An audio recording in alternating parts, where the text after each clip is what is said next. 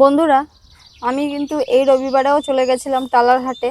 আর সেখান থেকে আমি এই গাছটা নিয়ে এসেছি। গাছটার ফুলটার কালারটা দেখতে পাচ্ছেন কতটাই সুন্দর। এটা কিন্তু পুরোটাই ডিপ লাল, যেটাকে বলে যে অরিজিনাল যে লালটা, সেই লাল কিন্তু এই জবাটা। আর এই জবাটা দেখুন কতটা বড়, দুটো হাত ভরা যে ফুলটা, ফুলটা কতটা সুন্দর।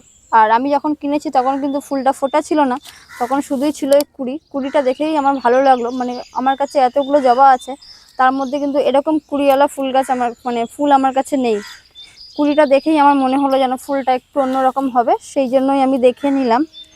আর এই গাছটা এখন আমি দিন 15 ছাদে রাখবো। আমার এই ছাদের ন্যাচারাল ওয়েদারের সাথে যখন ম্যাচ হয়ে যাবে 15-20 দিন পরে, তখন আমি পটিং করব। আর সেই ভিডিওটা তো তোমাদের সাথে শেয়ার করবই।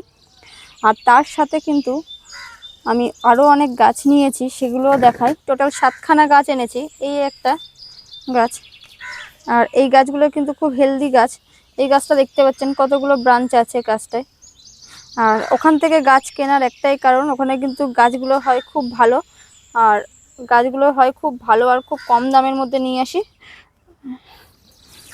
আর ওখানে কিন্তু অনেক বড় বড় নার্সারিরও লোক আসে গাছ বিক্রি করার জন্য। আর কালারটা দেখতে পাচ্ছেন অরেঞ্জ কালার, আর ভেতরটা হালকা লাল টাইপের রয়েছে। কুড়িটা দেখুন, কুড়িটা দেখলে কিন্তু সে আগুন যে লালটা হয় সেই লালটা কিন্তু কুড়িটা, আর ভেতরটা ফুটলে কালারটা এরকম আসছে। আর এই একটা জবা,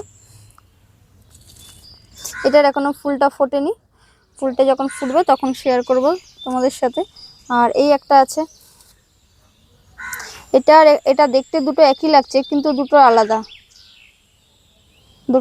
আছে। আর তার সাথে নিয়েছি এই একটা জবা। কুড়িটা ঠিক এরকম, এই কুড়িটা মনে হচ্ছে নষ্ট হয়ে গেছে, কুড়িটা ফেলে দিতে হবে। আর এই একটা নিয়েছি, এটা হচ্ছে লাল।